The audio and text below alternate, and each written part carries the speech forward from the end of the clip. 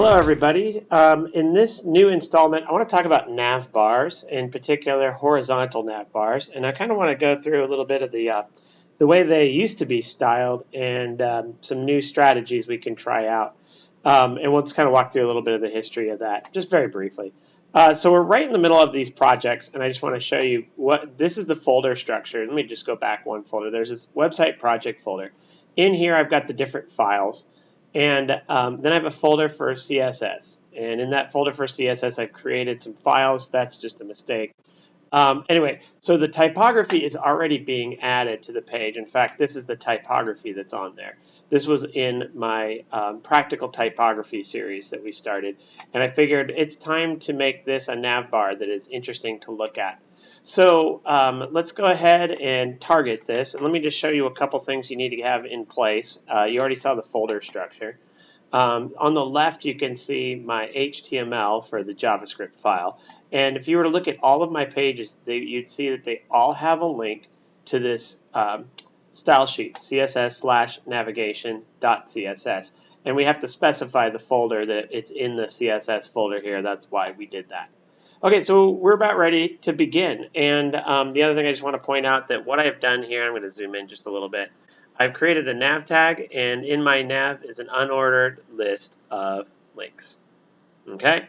And in order for you to kind of get the, like how this works, let's just walk through the things we need to do. We're going to remove the bullets, we're going to remove the underline, and then we're going to take these list items, which only display one per line, and we're going to make them display side by side. And we're going to make use of the developer tools, F12. If you've got on Windows, you should have F12. If not, it's just under here and developer tools, more tools. All the browsers seem to have that. So in here, I just wanted to show you a couple things here. If you notice, the nav is a, in fact, you can take a look here. You just click on here, and you want to make sure you have elements selected. And if you look over here, you can see that article, side, footer, header, blah, blah, blah, blah. All of these are displayed as a block level tag. And what that means is that, for example, this nav takes up the entire width of its container. If this were, in the point now, the container happens to be this section with an ID of page. So the nav fits within that section of ID of page. And within the nav, we have that unordered list, and you're going to see there's some interesting styles going on there. You're looking at what looks like margin or padding on the top and bottom. Actually, we'll click it and see what it is. Yeah, it has to do with margin, and it looks like there's some padding. Okay, then our list items, each one is also, in this case, they just say it's a display list item. And so it's kind of like a block because it won't share lines. They don't like display side by side. So the first trick that they figured out to create these was to display the list item as if it were inline. And so let's go ahead and clean it up a little bit in our navigation, and we're going to target each of these elements. We're going to start with the nav. And in the nav, we're really just going to set some things such as the height. And on the height, we're just going to put like a 1.5 EM. We're just going to set that. And we may have to change this. And then we're going to remove any padding. And then we're also going to set the background color. And for our purposes, I'm just going to do the, I do the same color all the time, the 336699, but I'm going to try a 6699 ABC, CC, like so. Let's see what that looks like.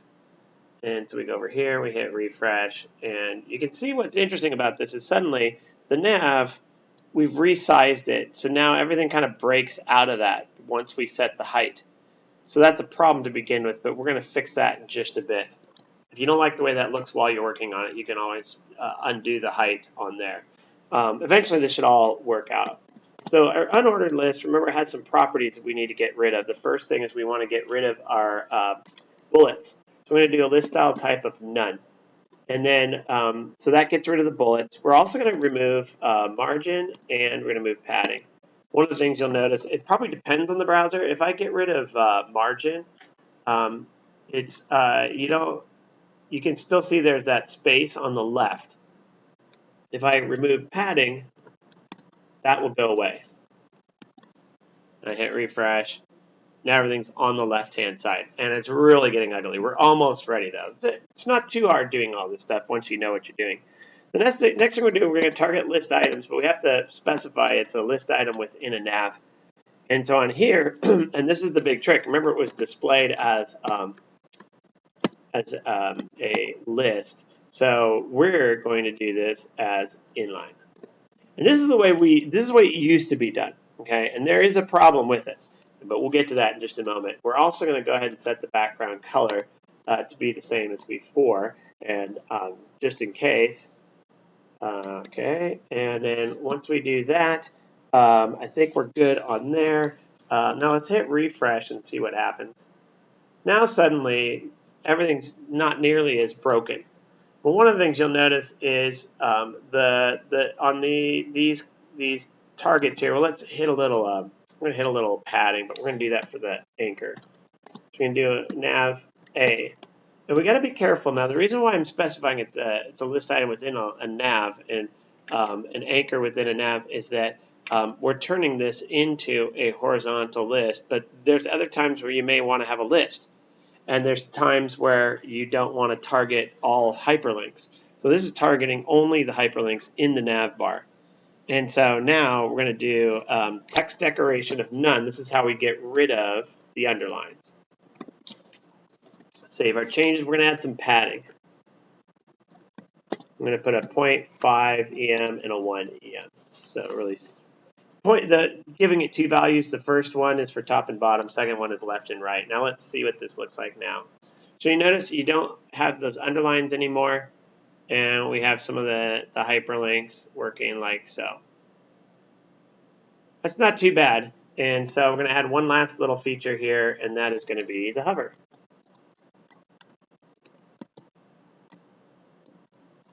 And here we're going to change the background color.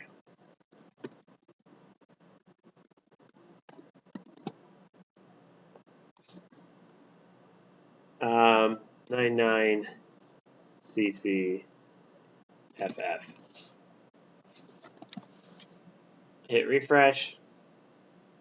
And you see how that... So now we have a little bit of an issue going on here. Notice what's happening here with these hovers. And that might be an effect you like. It's actually kind of an interesting one you could do. It's not that bad.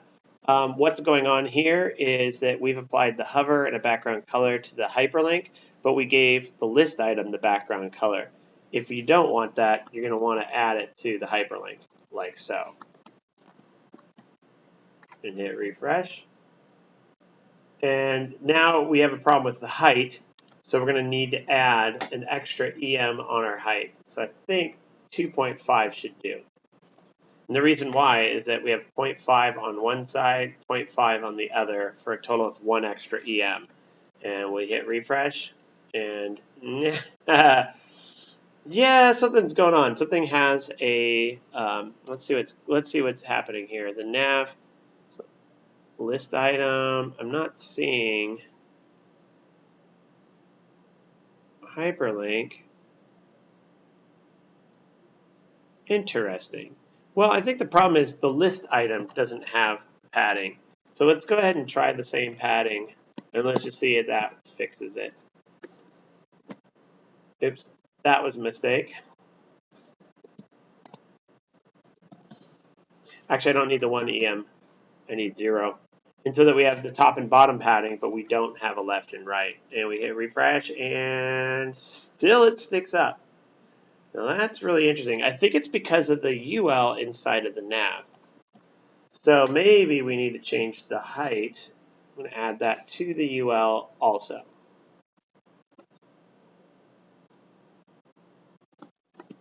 And that hopefully will fix it all. Nope. We did give it a padding of 0. I'm going to try the 0.5 EM 0. There we go. We still have some issues with padding. So you would have to kind of go in and figure out where are we needing to change, what do we need to scale back. But all in all, here's your horizontal nav bar. Now there's one other thing that we should talk about. Number one, the links are, the dark text looks great with the light hover, But without the hover, I think the text should be lighter, or the text should be lighter, and it should be bold. So where we put that doesn't really matter because we can apply it to the nav, and we can apply it to the UL on the list side, because this is the outer containing one. So we're going to put a font weight of bold. And then we're going to have on our hyperlink where we have the darker background color, we're going to give it a color of very light blue, or if you think about it, if it's red, green, blue, we're going to do 0 red, 0 green, and then we'll just do like a 6 blue, and we'll just see what that looks like. It might be too bright for us. Or dark. Did I mean? I thought it was going to be a light color. It's because I gave those all zeros. Actually, we want to do more like this.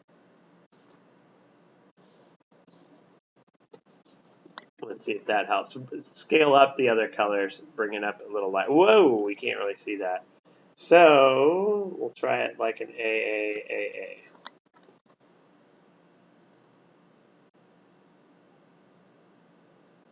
And still not light enough. We're just trying to bring it up. There we go. You might want to bring it up a little lighter too, but you can play around with the colors and figure that out. Now that's the old school way of doing things, and I should also show you one other little technique I like to do, and that is on the, if you notice what we have here, which I didn't point out yet, is on each page, if we are on a particular page, like the JavaScript page, for example, we added a class to our hyperlink of current, meaning this is a current link. This is the link we are currently on, is what we're trying to say here. And so what we're going to do is we are going to make it, oh, by the way, the color, you're going to want to change that color when you hover over. So what we want to do is let's just target not only nav a hover, but also a dot current. And by the way, we're doing a thing called low specificity. So if I put an a dot current and I'm not doing a nav space a, what I'm trying to do is do the least amount of fancy targeting as I can. So to put a tag within a tag is a little more complex than to just do it like this. So let's go ahead and take a look and see what's going on now.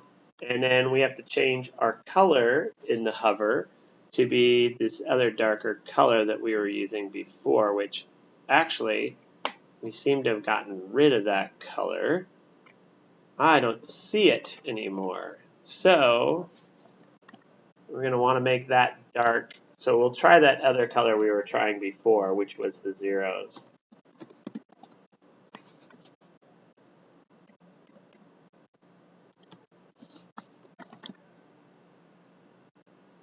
There we go. And we can change that color also. But I wanted to make sure with the light background we had something of a darker text. So now, as far as styling and all that stuff, we could do that in another tutorial. One of the things that has changed over the years is they've added a thing called Inline Block. What's cool about that is Inline Block lets us, let's go ahead and take a look here. Now we've got a little problem with the other hover and all that. So this actually took care of some of the other issues that we had before. And I'm going to figure out if it's the list item or if it's the UL. Yeah, it's the UL now. So now when we do the inline block, we can, on the UL, just remove all padding. And we hit refresh, and now they fit a lot better. Inline block is sort of like, it's treated like inline in that everything displays side by side. But the cool thing about the block then is that we've got all of the box model that we can apply to it. And it also will just be as wide as it needs to be. We don't have to set the width. Sometimes people would like take the anchor and make it, you might see sometimes where they display the hyperlink as a block and then float it to the left. But if we do the inline block, we don't have to do that. One thing I want to just try out, I'm just curious what would happen if I make the nav a inline block also. I have no idea if this is going to change it or not. If it doesn't, then it doesn't matter. But see, now it's down lower again. So we're still dealing with the whole hyperlink and those on there. So it looks like the list items, we removed those. So the question is, why? Why is it that when we displayed everything as, oh, look at that, we got rid of a lot of that extra space, and at this point I think the only thing that's going on is that our nav or our UL has a height. So let's take that off, see if that's any better, and let's take off the nav's height and see what happens there. There it is. Okay, so we don't need height anymore. There is a margin going on here on the left or on the right, and I don't know which one that is. So you may wish to remove the margins as well. And on that case, you have to just go in and figure out where is the margin coming from. It's going to be the list item or the hyperlink. So what we have to do is click on list item and see if there's any kind of margin going on. One of the things we can do here for that is we want to look at the computed. Notice it doesn't show margin on the list item. On the anchor, it doesn't show it either. So I'm not sure exactly where that's coming from. Let's go back to styles and see if we can see anything. Let's try just removing the margin from here anyway. Nope. And then we'll try the hyperlinks inside. And we'll try getting rid of the margin there.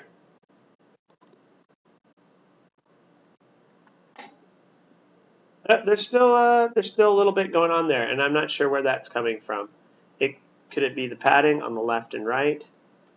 No, probably not. Well, anyway, I'm not sure where that's coming from. That is an interesting little dilemma there. All right, well, there you go. You got the inline block. I'll just leave you with the code here. A couple things here. So we set the height. Oh, wait, we removed that, didn't we?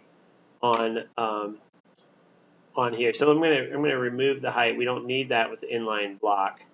And then so remove the height, and then we also removed it on the UL. So we get rid of height on both of those. And we'll save our changes and hit refresh. There you go. So the inline block applied to both the list item and the hyperlink allows everything to display a lot easier without all the extra things jumping up and down. So stay tuned on my next tutorial. I'd like to talk about how the Flexbox model affects all of this and how we have a new way of targeting our navigation bars. And we can do some pretty interesting things with it that I'd like to demonstrate. So we'll see if I can get that up and running as soon as possible. Stay tuned for that video.